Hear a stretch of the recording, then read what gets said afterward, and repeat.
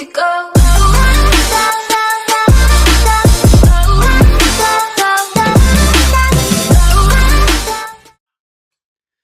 Welcome back to the Buc Bros podcast. Wow, what a win! What a win! What a game one! What a week one in the NFL, man. Man, it feels good to be back with you guys. I'm super stoked about the performance. I don't know if there's words to explain what we saw in week one. 48-40 Buccaneer victory? The highest ever scoring game one in NFL history. Think about that. And the Buccaneers, not really known for any offense in their history, are now part of that. Wow, God, want to know, man. It feels good to be back here with you guys talking about this as we head into week two versus the defending Super Bowl champion Philadelphia Eagles as we open up our home opener. But man, what a win. I can't still stop thinking about that performance that we saw on the field in week one. Man, that was amazing. I'm sure everybody that was listening to Gene Deckerhoff on the radio is hearing a lot of this on Sunday. Touchdown, Tampa Bay. Fire the cannons.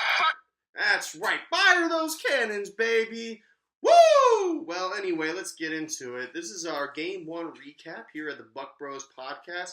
Just going to touch on some things that we liked about game one, some things that we like to see kind of develop or things we didn't like, and then give out our Offensive Player of the Week and Defensive Player of the Week awards.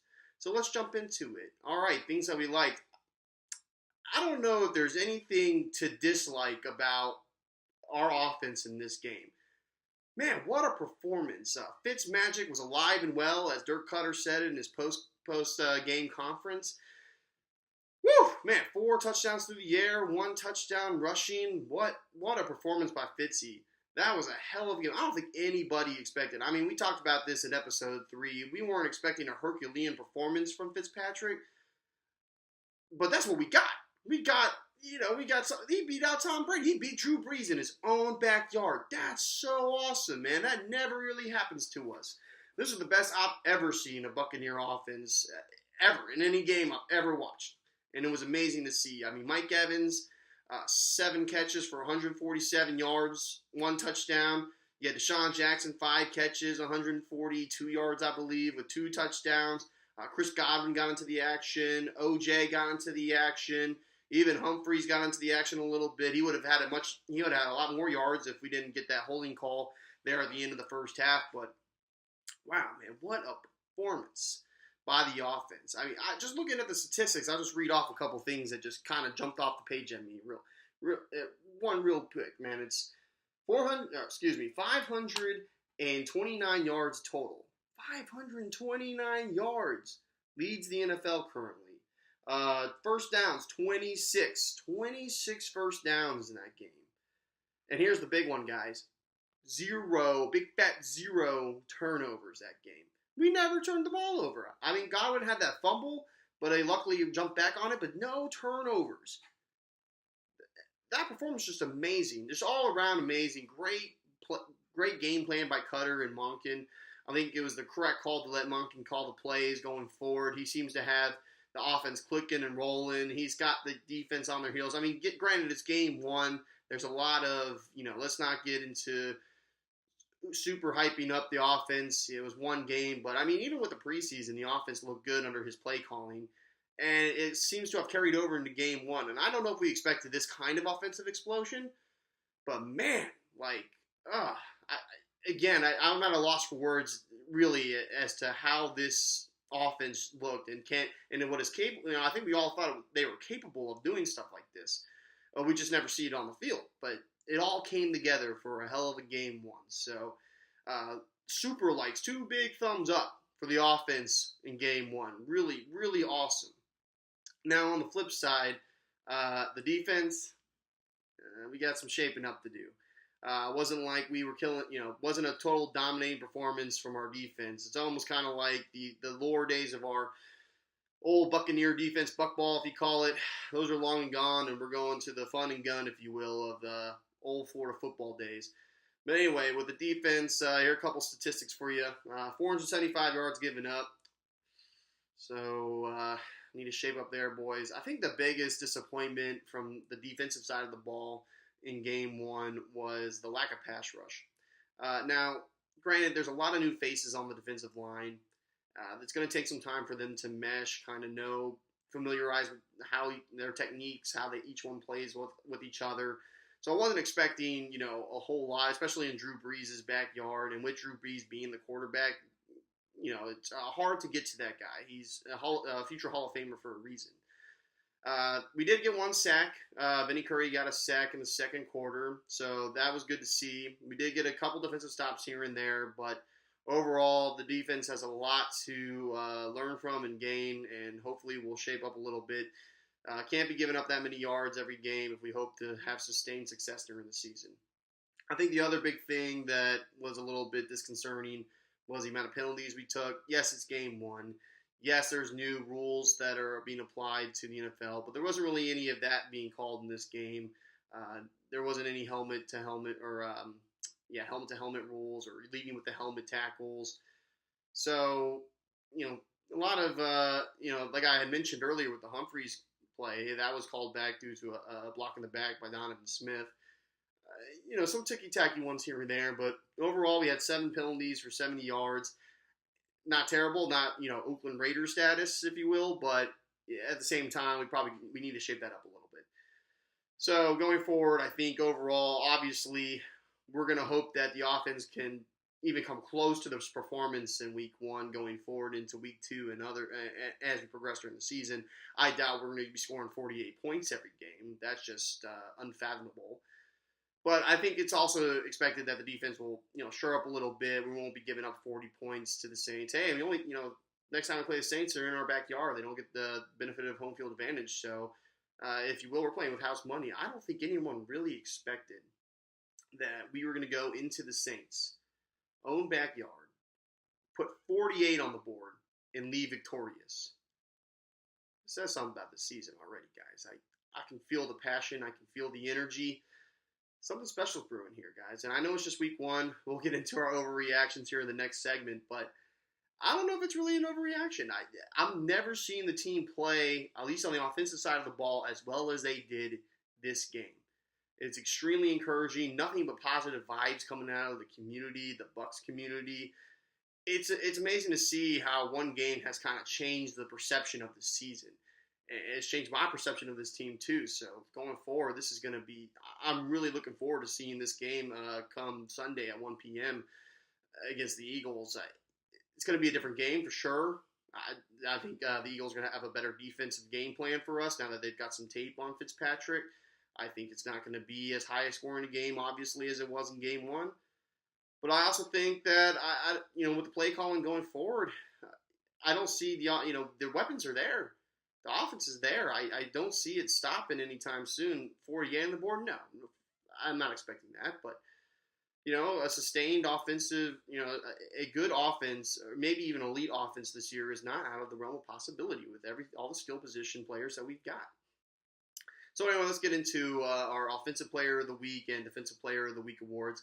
So for Offensive Player of the Week, who else can it be? It has to be Fitzmagic, baby.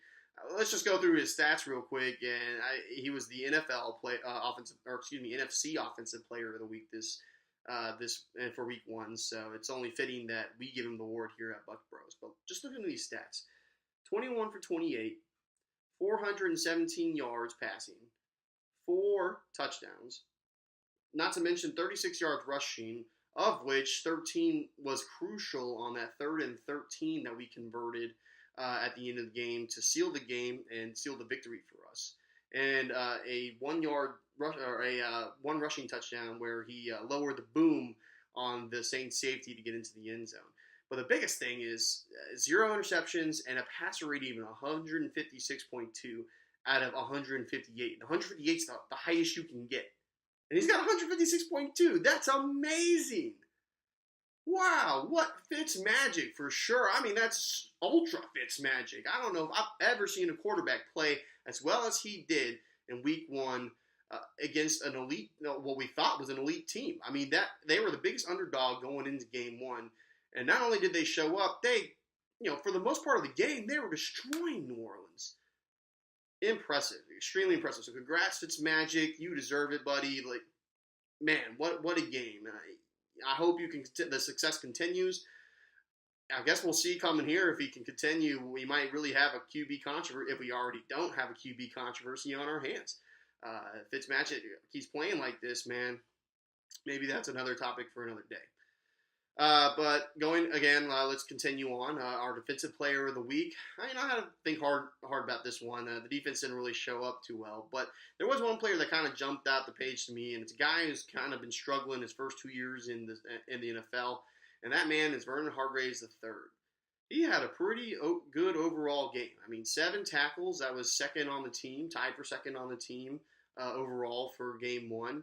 He had 1 pass breakup. Unfortunately, on that pass breakup, he also tore his labrum. So, unfortunately, our boy VH3 is going to be out for the season going forward.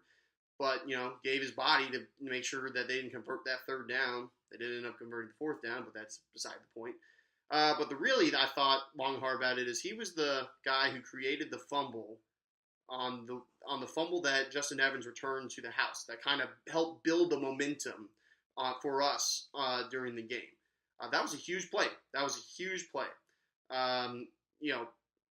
Saints scored at the end of halftime, but really it was kind of a back and forth game. They took the lead, we took the lead, they took the lead.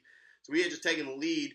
You kind of thought, all right, here's the Saints' turn to kind of march down the field and score some points, and it's going to be back and forth. But lo and behold, Vernon Hargreaves comes up in the box, knocks the ball out of Gillislee's hands, and Justin Evans takes it back to the house, and we're up 14.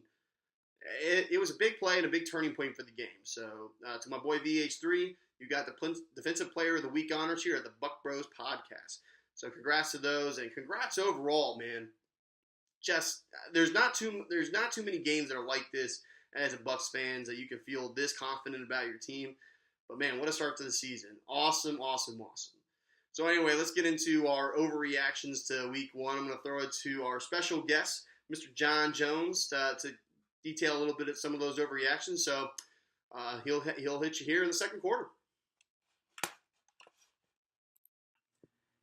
Hey guys, John here with some overreactions after Game 1 against the Saints.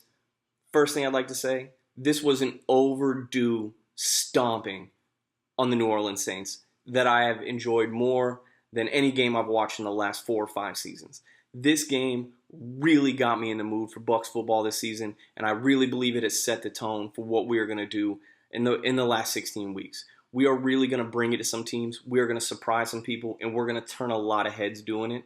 And I truly believe this is the culmination of the team that our general manager and our coach has been putting together for the last couple of seasons. It was a wonderful thing to see. I loved watching Marshon Lattimore lay down on the ground and give up touchdowns to Mike Evans. It's finally time to watch him beat up on these guys who embarrassed us last year. I'm considering using game footage of Lattimore to teach my dog how to play dead. It was an embarrassment how they played. They gave up more touchdowns than I've seen anybody give up to the Bucs. Oh wait, that's right, ever. It was a career franchise game for our team, and it was wonderful. I'm going to go over a couple of things that I thought were absolutely just shining lights, shining examples of what this team can be, and other things that I thought were ridiculous. And finally, I'm going to talk about the quarterback controversy and what I really think about it, and who I think should be under center and tackle. We saw something on Sunday that I have been waiting to see for at least 3 seasons, and that is an absolute dominant performance by what I consider the best receiving core in the league, and there's no reason we haven't been able to see it in the past few seasons. We finally saw what Mike Evans and Deshaun Jackson can do as the gruesome twosome. They're the best 2 wide receivers that I've ever seen play together in a Bucs uniform. And we got to back that up with one of the biggest steals of the last few drafts in Chris Godwin. And then we saw O.J. Howard and Cameron Brate play together. We saw Adam Humphries make massive splash plays. It's really dynamic. And I don't think there is another receiving core anywhere in the NFL, bar none, that you can name that has the kind of weapons that we have. Going into this weekend, Deshaun Jackson is in the concussion protocol. And now normally that would spell disaster for our offense. But we can feed the rock to whoever we want. We have backup receivers, 3rd and 4th receivers that are better than most other starting wide receivers in the league. And it's been incredibly impressive to watch that offense click. And we really saw the damage that they could do against an elite defense on the road. This is absolutely one of my favorite moments in Bucs history for me right now, is watching this offense gel and come together. We're going to turn a lot of heads this season. I expect us to win 11 games on the backs of these receivers. And these guys, we're going to need to get on contracts. We're going to need to save O.J. Howard. We're going to need to save Adam Humphries. We got Mike Evans and we've got Cameron Brate on long-term contracts. We need to get Chris Godwin. We need to wrap this offense together and really make long runs into the postseason year after year.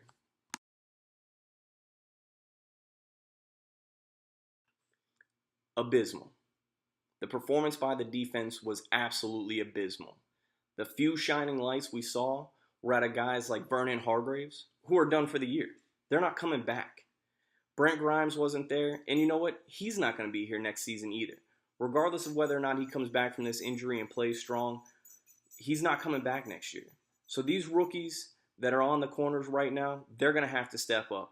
And the defensive line that we have spent all this time, all this money, and all this energy developing, one sack. One.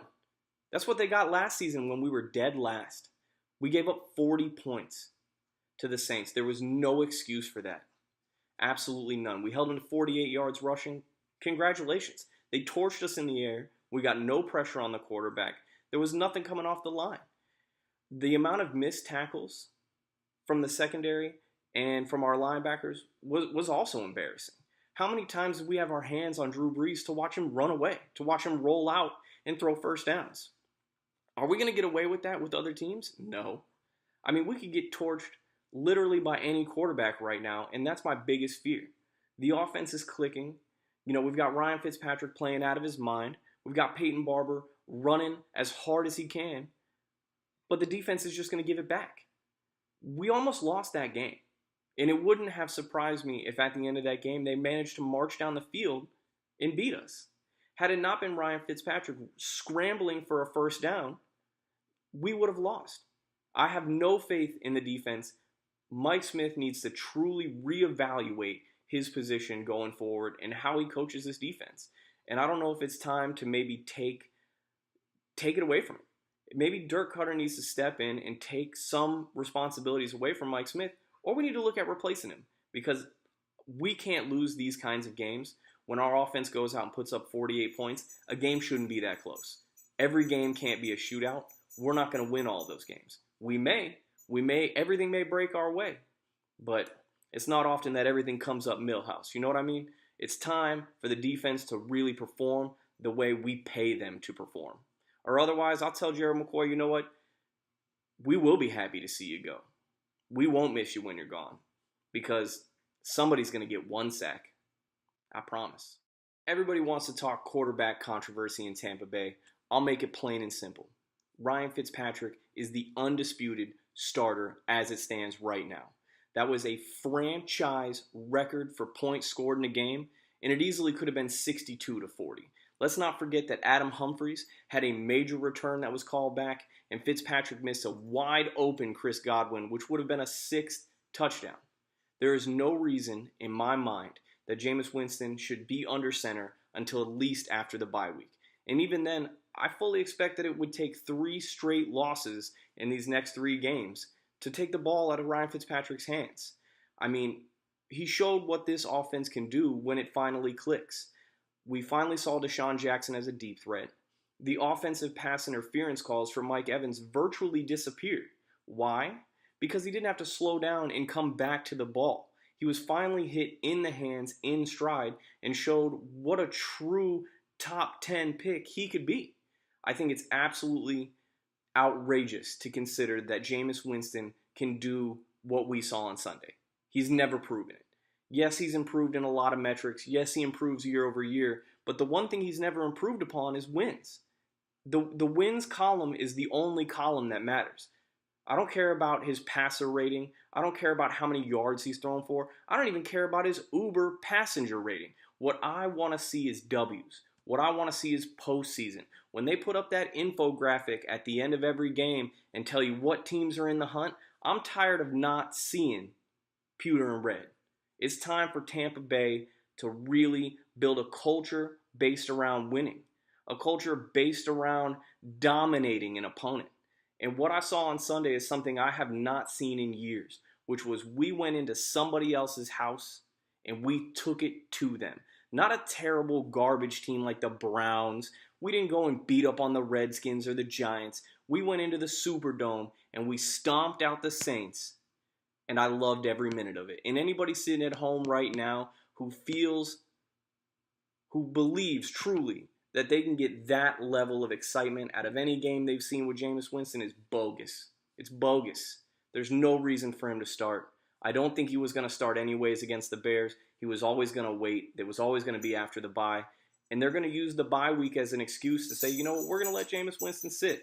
That's my overreaction as far as a quarterback controversy. There is no controversy.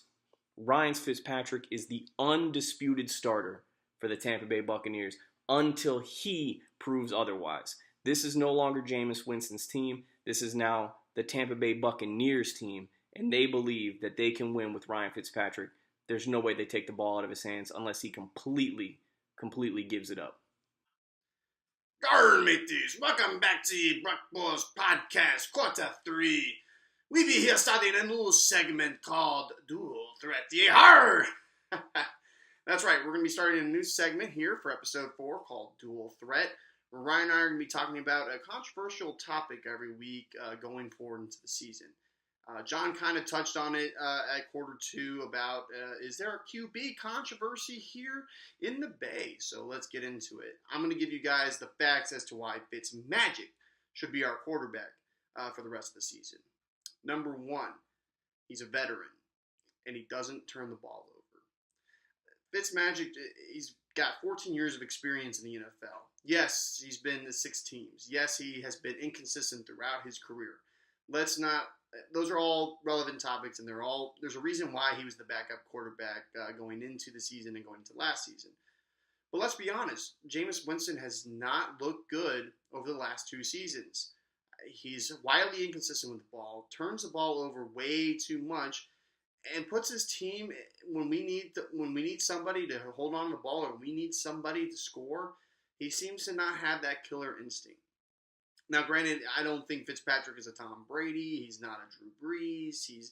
I wouldn't even consider him the best all-time, backup quarterback for the Buccaneers. But he just brings a steadiness to this offense and to this team that I just don't think Winston has. And that being said, we really need somebody who's going to be steady, who's going to be a veteran and a leader for this team. And that brings me to my next point.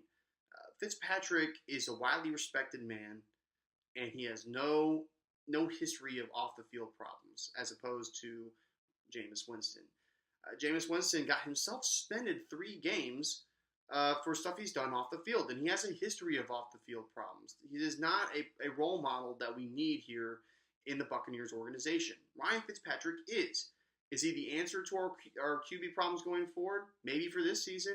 He looked extremely good this past game, but no, he's not the long-term answer.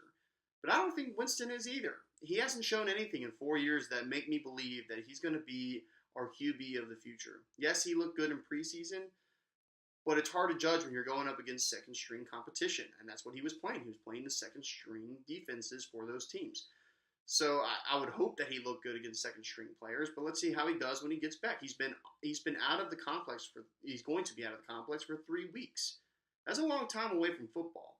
And I don't know if he's going to be the same guy we saw in the preseason if we start him in week 4, especially if we have some momentum going. I would hate to break up any momentum. I think if Fitzpatrick goes 2-1 and the offense is still clicking, there's no reason we should even be having this conversation. Fitzpatrick should be the quarterback starting week 4 and going into the rest of the season. And my third and final point is, did you freaking see him in game 1?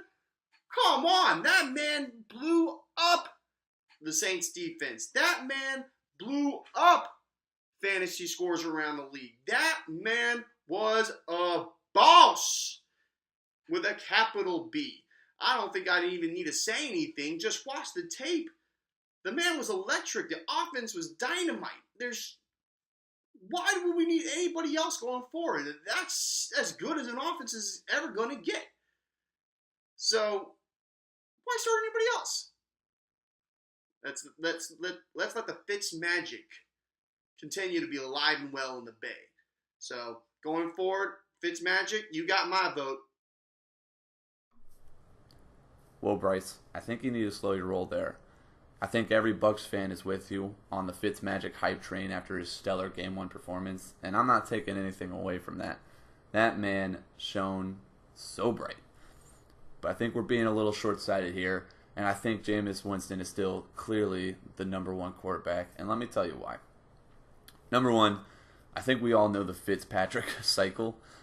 He plays really well for teams. He gets a big contract, and then he goes back to being a mediocre quarterback. It happened with the Jets. It happened with the Bills. And while I think his tail end of his career, I don't think he's looking for another contract. Maybe he is. Maybe I don't know what his goals are. But I don't think one game is indicative of how his season is going to turn out. I think we need to kind of step back. Remember, this is Ryan Fitzpatrick. But yeah, I'll take those games when I can get them. But I don't think that that's going to be his every game. Number two, we kind of invested the franchise in Jameis Winston. And we got to ride that train whether we like it or not. He is the most prolific passer the Bucs have ever had. I mean, that's just a fact. So it's not like he's doing stupid stuff on the field. Yes, he turns the ball over, but he does make some great plays, and he's got great connections with guys like Mike Evans and Cameron Brate. So he is a good passer, and he's the best quarterback the Bucs have ever had. So I think we need to give him the snaps because he's the future of the franchise. And speaking of that, let's speculate a little here. Let's say this is a great season for us. Let's say we go to the playoffs. Personally, I'd rather have Jameis Winston get playoff experience than Ryan Fitzpatrick make one last run at it. Jameis Winston's going to be here for a long time, as long as his off-the-field issues go away. But that's beside the point. If his football career is going up, he's going to be here for a long time.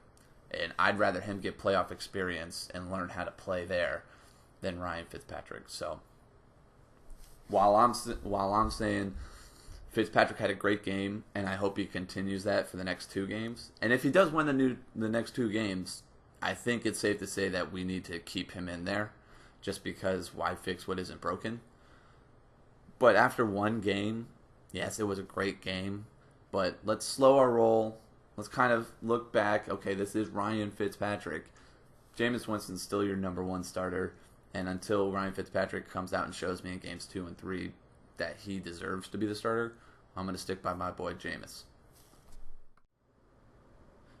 Welcome to the fourth quarter of the podcast. I'm going to be wrapping it up for you guys with the Game 2 preview. Now, Game 2 is this Sunday at 1 p.m. Eastern. It's our season home opener in Raymond James Stadium against the reigning Super Bowl champs, the Philadelphia Eagles. I'm super stoked to see this game. It's going to be great. Both teams are coming off a win. The Eagles beating the Falcons in the season opener 18-12. That game came down to the wire where the Eagles defense stopped the Atlanta offense knocking on the door on the last play of the game. And of course, the Buccaneers beat New Orleans in New Orleans 48-40 with an offensive explosion. That was a great game to watch.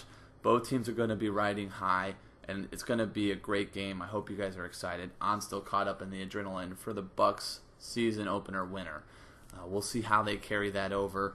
I'm bringing you 3 key things to watch out for in this game that could tip the scales in either side depending on the outcome. And we're going to jump right into it. My first key to the game, does the Fitz magic continue? That's right. You don't have to just go to Disney World in Florida to get some magic. You can go this Sunday in Raymond James Stadium. I think Fitzpatrick is going to carry the momentum over from the first game and just light it up again against the Philadelphia Eagles' vaunted defense. Now, I don't think he's going to have as many big plays as he had against New Orleans, and I'll get into that in a little bit. But I do think he's going to be methodical, he's going to manufacture some offense, and he's going to keep drives alive for us. He's got the trust of his offensive line from his Week 1 performance. Most importantly, he's got the trust of his receivers. I hope you guys saw all the dimes he was throwing to Deshaun and Mike Evans. So he's got everybody's trust. Everybody's rallying around him. The whole city's rallying around him. So I think he's going to play big. I think he's going to do it big. And I think he's going to hang 30-plus points on the Eagles. That's just what I believe. The biggest key for me is, can he replicate what he did in Game 1 with turnovers, which is none at all. I do think he's going to get sacked this time, but as long as he keeps the ball in our offense's hands, I think we have a good chance to win. We just have too many weapons, too many receiving weapons on our offense for the Eagles to contain. Now, again, I don't think there are going to be as many big plays as there were against the Saints, and that is because of my key number 2. Key number 2 in this game, and the one I'm most interested in seeing, is how does our offensive line handle their defensive line?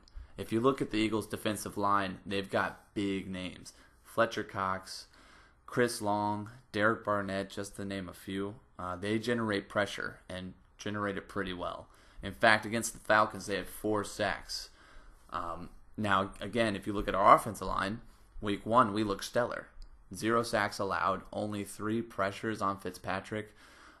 The offensive line was great. In fact, Ali Marpet, according to PFF, if you believe in that, had a 100% grade on pass protection. That's insane. So I'm looking to see how we're going to handle it. I think it's going to be a much tougher test than New Orleans was, and we'll see how we rise to the occasion. If you looked at New Orleans games, we had a lot of schemes where tight ends and running backs were helping us in pass protection. I expect a lot of that in this game, even more so than maybe in the New Orleans game. But yeah, the tail of the stat sheet is very good defensive line versus very good offensive line. Most people thought, and I still think, Atlanta's offensive line is pretty good, and they've got 4 sacks on them. So this will be a real test for guys like Donovan Smith. Guys, how does Ali Marpet, Ryan Jensen, DeMar Dotson, all of them are going to get tested for this. So, and I think it's going to open up a little bit where the tight ends are going to run down the field and help us out here. We didn't see a lot of tight end play in the first game. OJ caught 2 passes for 54 yards, and Cameron Brate was off the stat sheet. But I think what Monken is going to try to do is open up the middle of the field. I think that's our biggest mismatch, is tight ends versus their linebackers and safeties.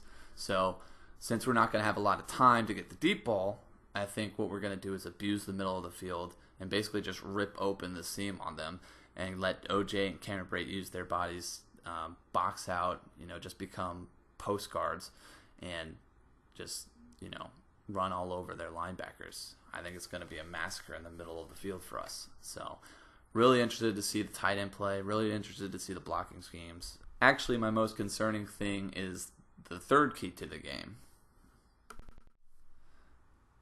Key number 3 in this game is the inexperience in our defensive backs, most importantly our cornerbacks. Anybody who's following the Bucs knows that Vernon Hargreaves has gone to the IR after a torn labrum suffered in Game 1.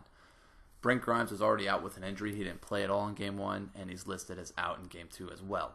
So who does that leave us with? 2 untested rookies, Carlton Davis, MJ Stewart, 2 second-round picks this year's draft. They're going to be baptized by fire. Now, the good thing for them is one of the big receivers, Alshon Jeffrey for the Eagles, is also listed as out. So their big, deep threat, which is Alshon, won't be in there. But they still got guys like Nelson Aguilar, Mike Wallace. Mike Wallace is really quick. I know we haven't heard a lot about him since his Pittsburgh days, but the man can still fly. So I'm very concerned with how our pass defense is going to be, especially if we don't get pressure. Our defensive line, bottom line, has to get a lot of pressure on Nick Foles. And I don't see that happening with the offensive line that the Eagles have. So we're going to have to play very tight coverage. I'm honestly thinking that Mike Smith is going to use his patented bend but don't break defense, which he's so fond of and frustrates the heck out of me. But so yeah, baptism by fire for Carlton and MJ. Let's see how they do. I'm honestly not expecting too much, but hopefully they'll make some good plays and hopefully they'll make me believers. So yeah, those are my 3 keys to the game. Again, very excited for game number 2. I'm thinking we steal a win from this. I'm going to predict right now the score 31-21 Buccaneers. That's right. I think we're going to hold the Eagles, even with rookie cornerbacks, to 21 points. So let's see how we do.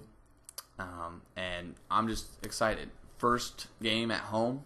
It's going to be wild. Raymond James better be getting live, especially with the new Bucks Beach that they added. Yeah, they got the bar that's opening up 2 hours before game time. So let's get loud, Bucks fans. I want to hear your voices, and most importantly, I want to hear some cannon fire. So until next episode, have a good weekend. Let's go Bucks.